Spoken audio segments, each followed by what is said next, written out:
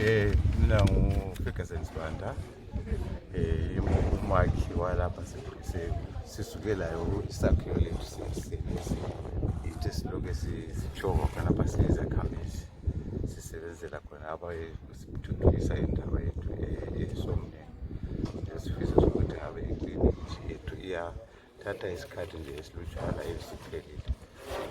Okwamanje kakhulu kukhanya sikhangelele ukuthi ukuze ikliniki ivulwe le kufanele kube lezindlu zamanesi ezikwana ezingaba zintathu kumbe xa sihlelekile ezimbili.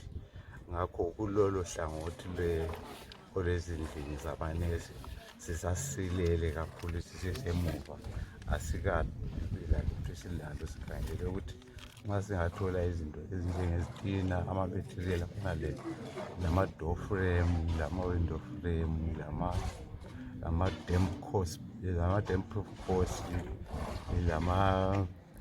konke nje okuqalisisa ukwakha, yikho esingalakho khathesi. Ukuqakatheka kokuthi yona ikliniki ukuthi ivulwe, kumele abantu abazahlala khona bathole okokuhlala.